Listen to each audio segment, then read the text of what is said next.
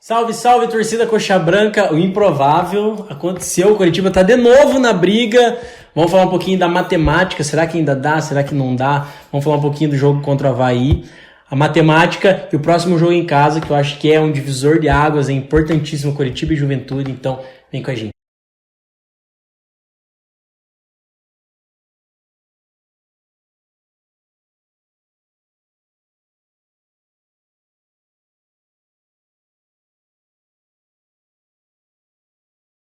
Então, galera, no último sábado aí, 19 horas no Couto Pereira, tivemos um jogo, um confronto diretíssimo.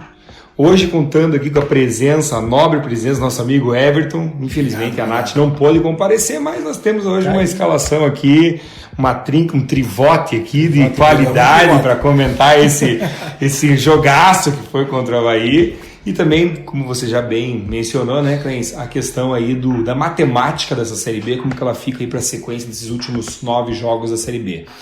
Já indo, sem mais delongas, já falando do jogo rapidinho aí, achei que foi um jogo bom que o Coritiba fez, dentro das limitações técnicas que o time tem, dentro daquilo que vinha apresentando. Eu acho que o Argel conseguiu arrumar um pouco aquela bagunça e fez um jogo até coerente, em que pese o Avaí estava desfalcado de alguns atletas importantes do seu time principal, mas eu acho que o Coritiba mereceu a vitória. Então já vou abrir a palavra para o nosso convidado de honra hoje, o senhor Everton do Amaral. Primeiramente quero agradecer, né? Estou aqui usando aqui as palavras que poderiam ser da Nath. Ela que é a musa da TV Couto, eu venho aqui roubar o espaço dela um pouquinho, a convite dos amigos, mas é sempre uma honra.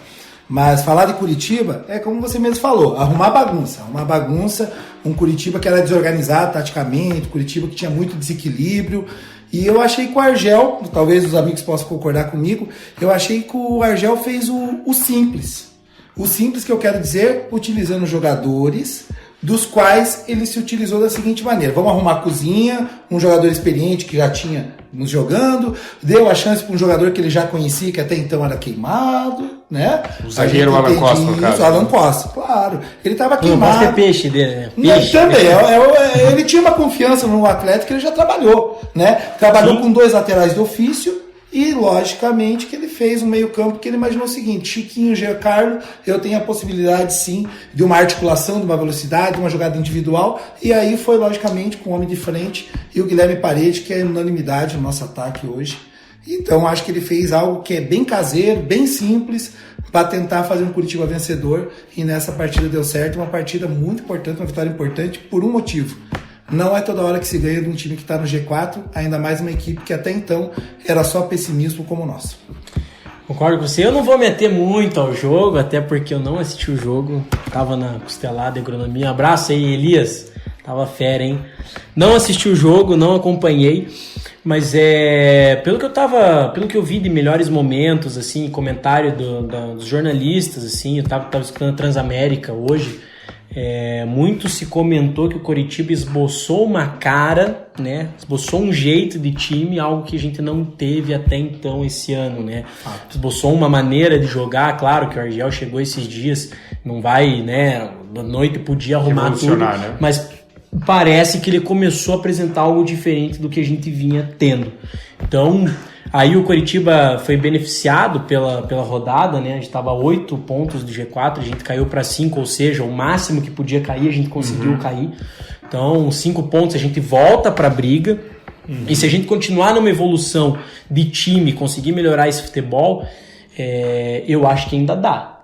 Eu tinha desistido, eu tinha jogado a toalha, mas eu acho assim, 5 pontos. Agora você tem outro jogo em casa, Juventude. Claro, beleza, o Juventude tá lá embaixo da tabela, mas não dá pra dizer que é jogo fácil. Time gaúcho, então. Mas eu acho que, de repente, se embala essas 2 vitórias consecutivas, considerando uma vitória contra o Juventude, dá um ânimo a mais. Aí você tem feriado em Floripa, sábado à tarde, jogo contra o Figueirense, a torcida pode ir em peso. Eu acho que a gente tem tudo pra. Eu acho que essa é a última chance nossa. Essa sequência de agora. Então tá, vamos entrar já então nesse segundo tema, né? Já esgotando o tema do jogo com o Avaí, vamos já falar dessa sequência. O que eu acho, Clens? Desses 9 próximos jogos, 5 são em casa e 4 fora. Exato. Tá? E os confrontos diretos são em casa. Os confrontos diretos todos em casa. Exceto tá? Exceto a Ponte Preta lá no final também. Eu já tiro a Ponte Preta, não sei vocês, eu tiro a Ponte Preta da briga. Eu acho que tá o Figueirense aqui fora de casa, mas eu acho que chega lá, Ponte Preta, penúltima rodada, a Ponte Preta não briga por mais nada. Tomara. E aí nós temos fora de casa 2 times que eu considero fracos para jogar também, que é o São Bento e o Paysandu. Exato. Que eu acho que são times que o Curitiba... Empate não dá pra contar com esses times. Tem que ir lá ganhar. Empate é derrota. Se quer alguma coisa nesse campeonato, tem que ir lá ganhar desses times. E aí nós temos em casa, por exemplo, e eu acho que o time que o Curitiba vai ter que tirar do G4 é o CSA. Esse time. Né? Concordo com você. Então esse é o time que... confronto com eles. Exatamente. Esse é o foco que o Curitiba tem que trabalhar. Porque no meu ponto de vista... Fortaleza, Goiás e o Avaí, esses times vai ser muito difícil tirar do G4. Eles estão indo do G4 hoje, eles são times que têm regularidade nas últimas rodadas, e daí já falando de matemática e tudo mais, eles já têm uma gordura muito boa acumulada. Se você for pensar no Goiás, o Goiás que até primeiro quarto de campeonato ali, o Goiás estava muito na zona de rebaixamento, chegou a ficar ali algumas rodadas na última posição, e de repente eles estão lá segundo, com uma gordurinha já, ou seja, porque eles estão numa crescente muito forte. É difícil um time que está nessa crescente e de repente cair do nada e desandar. Eu acho que o Avaí tem camisa, o Avaí tem time, e o CSA começa a cair. Eu acho que o time pra gente tirar numa eventual subida é o CSA. Eu acho que o Curitiba tem totais condições de momento, pelo que o Curitiba apresentou nesses últimos 2 jogos, né? O Curitiba que empatou fora de casa, o Curitiba que venceu dentro de casa, e agora parte buscar um Juventude que vai ser um jogo duríssimo, vocês não tenham dúvida disso. Uma escola gaúcha que precisa de resultado, o Curitiba precisa da sua afirmação para daí sim, né? Alçar um voo maior e buscar um Figueirense que dentro de casa, como você mesmo salientou, não faz grande campeonato.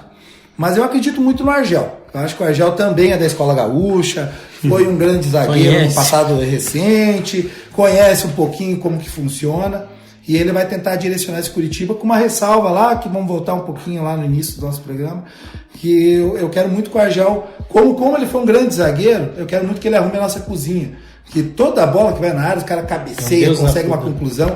E isso segunda bola na frente da área do Curitiba, todas do adversário. Todas do adversário. E ele foi um bom zagueiro, ele sabe como é que funciona o sistema defensivo. Foi conservador, que eu te falei, né? Utilizando jogadores de ofício. E vai arrumar a casa e o Curitiba pode alçar voos maiores ainda nessa competição, por que não? Fazendo uma observação em relação ao Argel, eu assisti o jogo nas cadeiras sociais, né?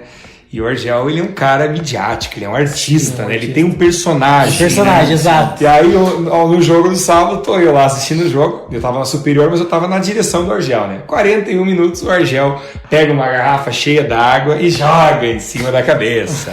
Né? Faz aquela cena. Daí o juiz me dá 5 minutos de acréscimo e fica puto da cara.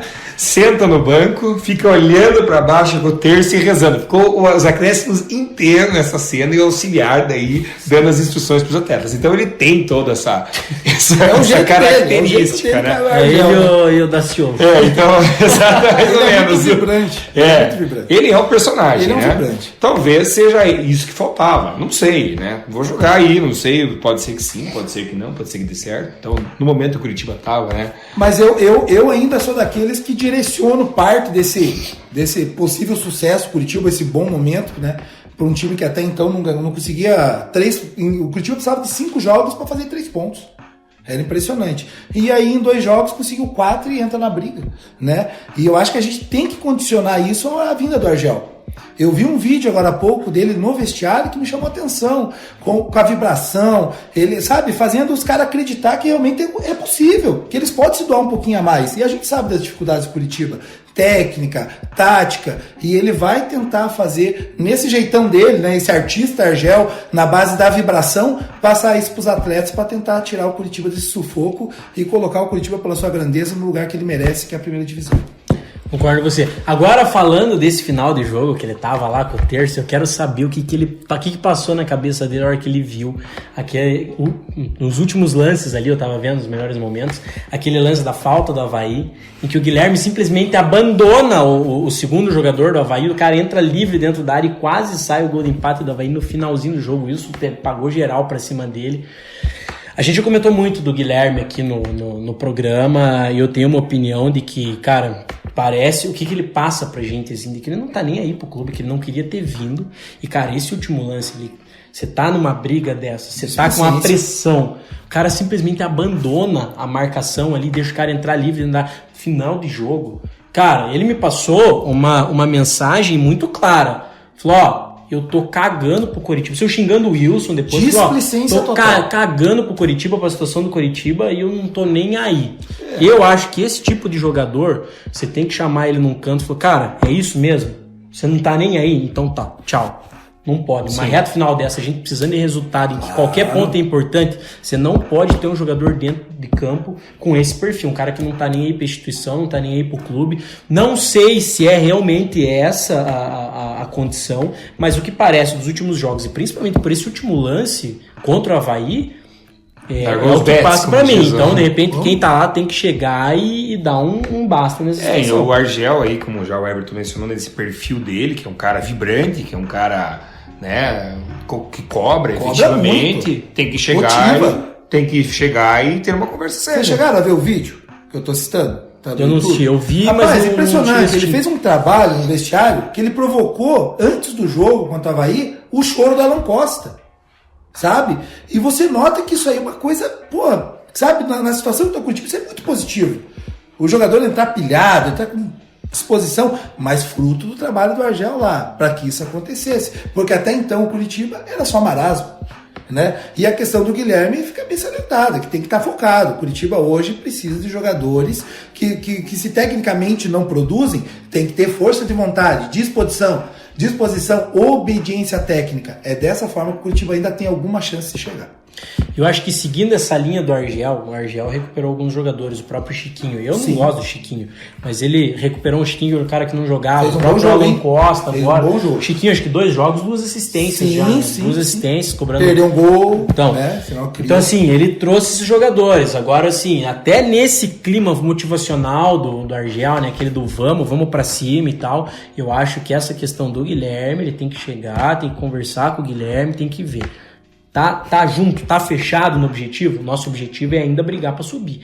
Tá focado, tá junto nesse objetivo? Então beleza, então nós vamos. Foi um acidente de percurso que aconteceu. Não tá, ó, tchau.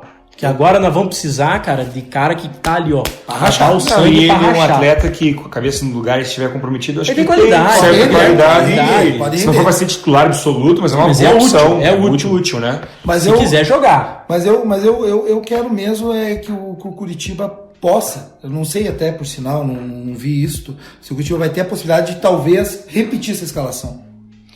Não cheguei a ver, seria interessante. Seria muito interessante, seria por motivo de força maior. Eu acho que o Argel, dentro dessa linha de raciocínio do Curitiba, de ter uma dificuldade técnica e tal, eu acho que ao natural ele vai manter essa equipe, tá? E me parece que não é nada demais. Eu acho que é o que o Curitiba tem hoje para colocar em campo. Fazer o feijão com arroz. Vocês acham que né? possa mudar alguma coisa?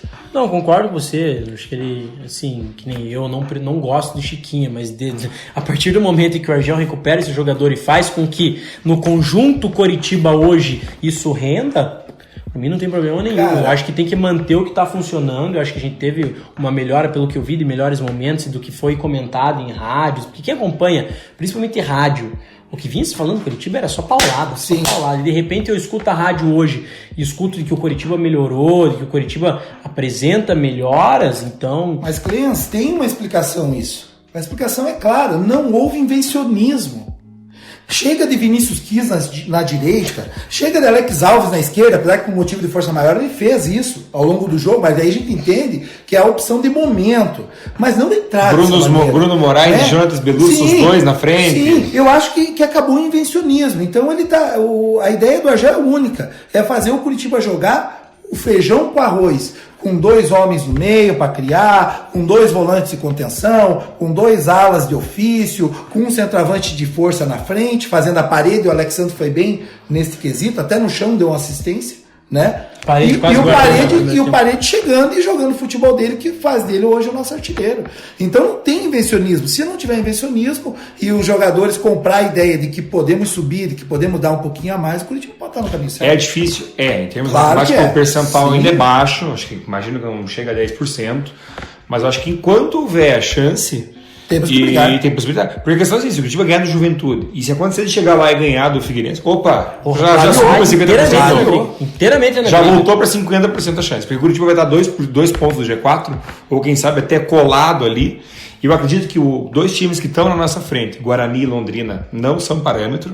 Esses times aí já não vão ter. Acho que o próprio Figueirense dá umas 3, 4 rodadas, mas já na briga. A briga vai ficar com os goianos ali, né? Nessa esteira que você falou de vencer e aumentar as possibilidades, a gente supondo uma possível vitória do Curitiba em casa, até um empatezinho, eu vinha conversando com o Clens antes do programa aqui, um empate, dependendo se o Curitiba conseguir uma vitória, um empate lá em Santa Catarina não é um bom resultado. Né? E aí o Curitiba conseguindo isso, muda de patamar. Ele vai entrar no retrovisor dos seus adversários concorrentes diretos, e a gente sabe que o Curitiba tem um peso maior do que CSA, de qualquer outro time que está no G4 hoje. Né? O Curitiba tem um peso, tem uma história, tem uma tradição, é um campeão nacional, e isso vai aumentar também a pressão nos adversários que vieram enfrentar o Curitiba. Bom. Lembrando que o Curitiba enfrenta estes mesmo como mandante. Sim. Isso vai ser muito importante. Todos, né? Todos. Fortaleza, Goiás, CSA, o Avaí já enfrentou, ganhou. Daí os goianos, infelizmente, jogamos fora e o CSA perdemos. E daí tem o Guarani também em casa. Então ainda tem lembrando que Fortaleza, na última rodada aqui no Couto Pereira, muito provavelmente o Fortaleza vem campeão pra cá já. Aquele famoso sangue doce, já tá de férias. Provavelmente vem com um time reserva que só. Goiás é antepenúltima rodada, talvez o Goiás já venha com acesso garantido. Vem com acesso. Então, e a Ponte Preta provavelmente na penúltima rodada lá em Campinas, já disputando mais nada. Não vai brigar para não cair, mas eu acho que a Ponte chega na penúltima rodada sem chance nenhuma. A tendência da Ponte é não brigar por nada. Então a gente pode pegar as 3 últimas rodadas, que é aquele sprint final, jogos contra times que tanto faz, tanto fez. Talvez o torcedor que esteja nos acompanhando ele tá achando, os caras são 3 lunáticos, 3 malucos. Mas assim, nós somos torcedores. Fazendo conta hoje. Nós somos torcedores, né? Então a gente tem que acreditar e, sei lá, enquanto tiver razão para isso. Cara, eu que não falei hoje ainda, vinha comentando com meu pai, o que era só pessimismo se tornou otimismo. Mas não por si, pela vitória, que eu falei. Curitiba não balançou nem a rede para vencer. Né? Daria aquela emoção. Né? Não teve nem a bola na rede, mas venceu. Só que o que a gente salienta, sim, a possibilidade de 2 partidas sem perder, e lembrando que é um concorrente direto, Curitiba vence, então muda do patamar do otimismo, do pessimismo para o otimismo. E o torcedor como nós, entra na vibe e vamos juntos. Com certeza. Exatamente. Então, sexta-feira, Curitiba. Falando nisso, terça-feira agora. Sanu, esse vídeo sai terça-feira ou quarta-feira? Hoje. Sai hoje? Hoje, segunda-feira? O cara tá brabo, hein? Amanhã ou hoje, terça-feira, e dependendo da hora que sair esse vídeo aí, tem o CSA, e eu vou estar secando o CSA, ó que fase. Secando o CSA que joga agora terça-feira, e o Curitiba sexta-feira, Couto Pereira. Se você puder, vá, pelo amor de Deus, pro Couto Pereira. Eu dessa vez vou estar lá, não tem que estar lá, vou estar lá. Sexta-feira, Curitiba e Juventude, que horas que é sábado? 9 horas. 9 horas. Curitiba. Bom horário, não tem desculpa. Horário, vai lá. Não é aquele horário 7h15 que é. Então dá tempo tranquilo de chegar no Couto Pereira, tomar aquela cervejinha antes. Depois, vitória do Curitiba, vai comemorar em algum lugar. Vamos para Vicente, vamos para qualquer lugar. Vamos lá tá esperando comemorar. Isso. Então, vamos, porque daí no feriado é invasão para Floripa. Isso aí. Eu vou estar lá com certeza. Curitiba ganhar do Juventude, eu já me comprometo aqui. Eu estarei no Orlando Scarpelli para ver o Curitiba abotoar o Figueirense e colocar de vez a gente na briga. E aí tem CSA e daí... Daí só vai. Daí não vai. Vai no embalo. Eu tenho que vir mais aqui porque os caras realmente me enchem de otimismo. Nós vamos acreditar em tudo isso. E vamos ganhar. Então, semana que vem a gente volta para comentar esse jogo do Juventude, se Deus quiser, com resultado positivo. Então, fique ligado, siga a gente lá nas redes sociais, tem o YouTube, o Facebook, o Twitter e no Instagram, sempre tem coisa nova lá. Siga a gente lá, comente o que você acha, se você tá otimista ainda, se não tá, se você acha que já deu, se acha que ainda dá, o que você acha, resultado aí pro Juventude, comente lá o que você acha que vai dar esse jogo. Vem com a gente, semana que vem, tamo de volta, fique com Deus e até lá.